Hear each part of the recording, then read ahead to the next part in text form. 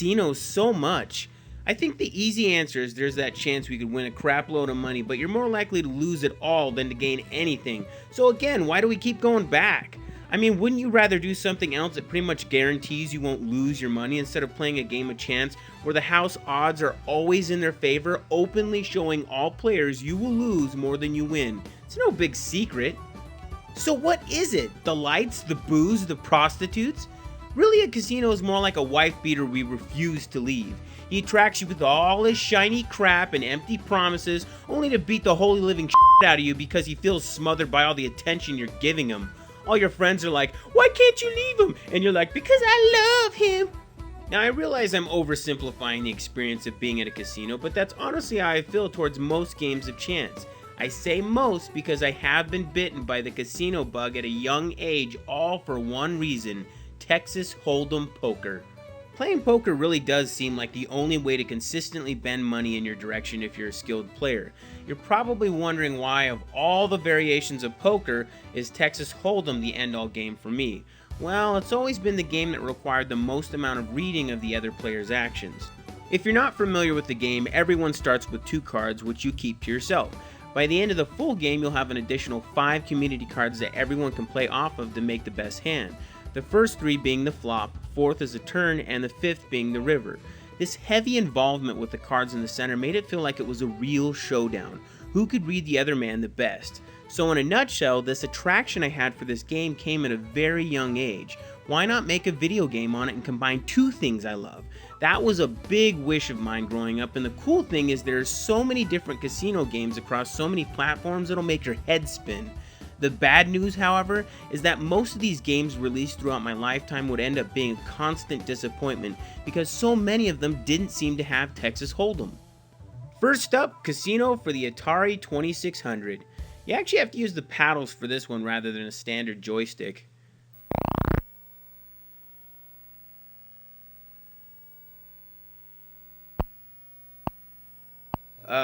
Wow. I've got to admit, if it weren't for the choices on the side, I would have never guessed this was supposed to be Blackjack. You can select them by spinning the wheel. I'm assuming that fart noise I keep hearing is the dealer shuffling the deck. You know, I would give this game a pass because it's Atari, but why is everything gray and black? Why not green? And why is there all this space over here? Your cards are so small, it's difficult to tell what suit you're holding. I mean, what have I got, a 4 of hearts and a 7 of earmuffs? Since there's all this space, why not just make the cards bigger? For that matter, how the hell does a game get off calling itself Casino? It only has Blackjack, and let me tell you, if you're only going to concentrate on one game, you better be able to do it well. Oh, I'm folding that. You guys ever play Casino for the Atari 2600? Huh? No? None of you? I'd rather let a red panda iron my ball hair. Next up, Caesar's Palace for the Nintendo Entertainment System. The first thing you're greeted with is a warning label basically telling you not to use this game for actual gambling or wagering. That would be like putting a warning label on the beginning of Corpse Killer stating do not use this game as an actual training method for fighting zombies and dealing with horny reporters. Well, right off the bat we can tell we've got more options than the last game, so that's a plus. Let's try slots first.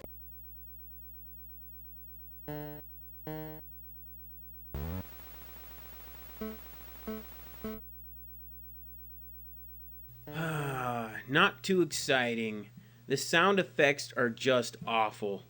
What makes this so much worse is the fact that when you've selected any game to play, the music just stops, almost as if the game designers wanted us to focus on the horribly done bells and whistles.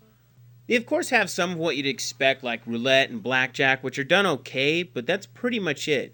In terms of poker, the only thing you get is video poker, which they somehow managed to screw that up. In this regard, they swapped what the hold button should do. If you've ever played any kind of video poker, you already know each button in front of the card, once pressed, will hold that card. In this game, they made it the discard button, so I find myself constantly trying to discard cards that I actually want. How does one mess up the creation of video poker? And check out the awesome sound you're blessed with once you win. Still feel like a winner? I sure as hell don't. What? I can click on the bathrooms? Why? I'm assuming the whoosh sound is supposed to be the toilet flushing. How appropriate, because that's exactly where the game belongs. There was an updated version for the next generation consoles. This version is quite a bit better. You'll first notice that there's clearly a graphical update here. Instead of controlling an arrow, you now control an actual person who walks around like he's got a pole up his ass. I raised you 50. I'm gonna steal your money. By my calculations, you're probably just on a straight draw. Yeah, I'm sorry, but your dreams are in another castle, man. You suck my plunger. Yeah, means a lot coming from a guy who rides a pole at the end of every level. They put a lot of random people around who, for the most part, don't really have anything to say. Some offer tips, but you'll more than likely ignore all of them. My guess is they did this to make the casino seem a little more lively, which sorta does the trick since I don't exactly feel alone. All of the games are improved. Sound effects, graphics, and just straight up gameplay are all done pretty well. I still find it annoying that the music stops once you enter into any game. It just puts me to sleep and it kind of ruins the atmosphere. You do get a couple more games, which is nice, and now you start dealing with stakes being different at each table, so it does give you more of a reason to explore.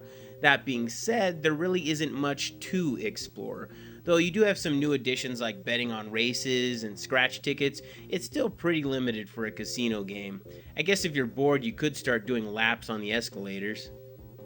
Sadly, there are still no poker tables. At least the video poker has the hold buttons done correctly this time. Even though Caesar's Palace for the Super Nintendo or Sega Genesis doesn't have what I'm looking for, in terms of a casino game in general, this actually isn't bad, and I'd say it's worth picking up if you enjoy other games you typically find at a casino. Next, let's look at Vegas Stakes. Now we're getting into a better casino experience. In this one, you and 4 friends decide to head to Las Vegas. Beyond that, there isn't much of a story. You can pick one person to come with you who will occasionally interject on what games you're playing and sometimes offer tips. In this game, you can't actually move around. Instead, you're just looking at still images.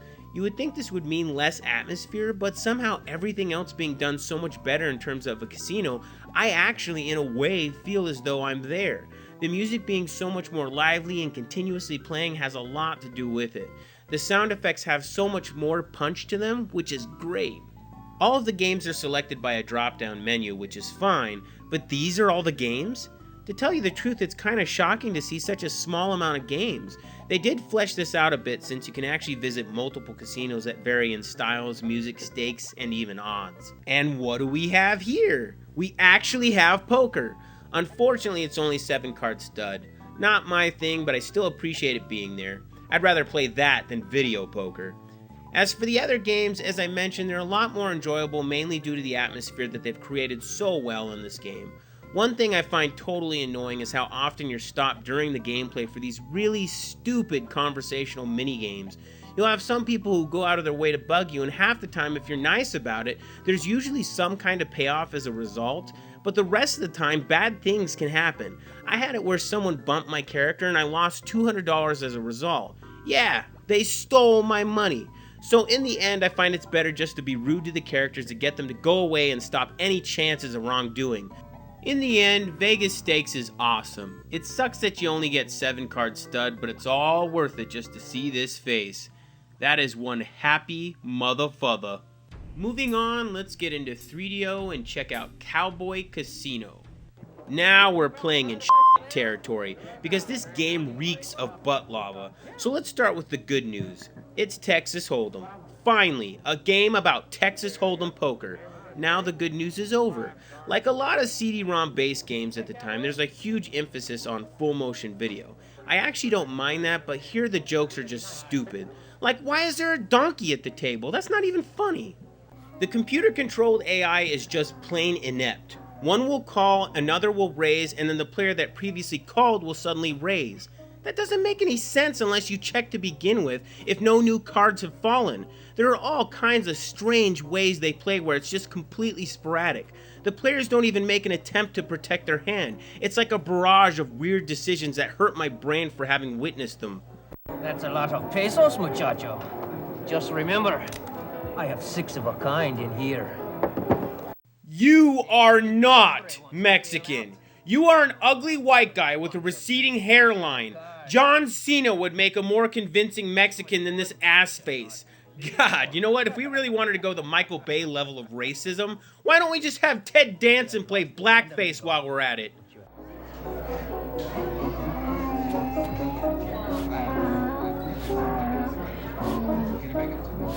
What is that? Is that the donkey?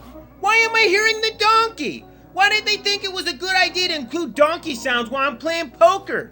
How come in the FMV sequences I can clearly see the donkey, but I don't see him at any other time? Why are the characters so badly drawn? Why isn't the entire game just FMV? Why is there no one else in the bar? Why are the colors so plain? Why is there a book on the table on how to win at poker, but I can't even click on it to read it? Then again, who would bring such a thing, and why would anyone ever let me read it in front of them? Why am I playing with chips during this time frame in a regular bar? And for that matter, where's the alcohol if I'm in a bar? Because if there is anything you're gonna want while playing this game, it's gonna be a drink. But even then, there isn't a strong enough beer goggles in the whole planet to make this game decent. Oh, I need a beer. I remember my first beer when I was taking it to Princess Peach. What, you got a problem with me scoring one-ups on your lady? F you! Now we've got something good. Golden Nugget for the Sony PlayStation. This one actually has a story and it stars the always charismatic Adam West. Considering it does have a detailed story to go along with it, would you ever guess that this was a casino game? Was lost. A butterfly that stirs the air in Peking might cause an earthquake in San Francisco. To an observer, there's no connection. Only chaos. Chaos is the science of everything we see. The formation of a cloud, the clustering of stars. Mountains aren't cones. Clouds aren't spheres.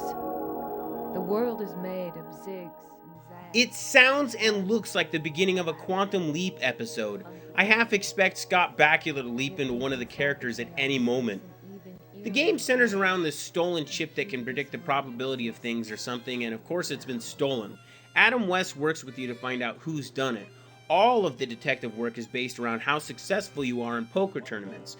But in order for you to get into those, though, you have to do well in the casino, as in make money. Here you have 16 different games, and they all work great. It does have Texas Hold'em, which of course made me happy when I was younger, but even in my teenage years, I could clearly see the computer AI wasn't done properly to mimic or simulate playing poker with actual humans. Golden Nugget overall is still fun, and it's all worth it just to see some of these over-the-top cutscenes. The thing about the backstab is, you only need that one good twist, and it's over. And now Max Chilton owns my old company, and I'm Girl Friday for an obnoxious tycoon. I'll tell you one thing.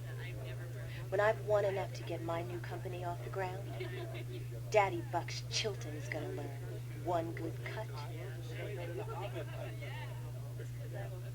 deserves another. Steven Killsberg, Flushmeister. Clean you out, you hear me? Don't even think of coming near Shelley.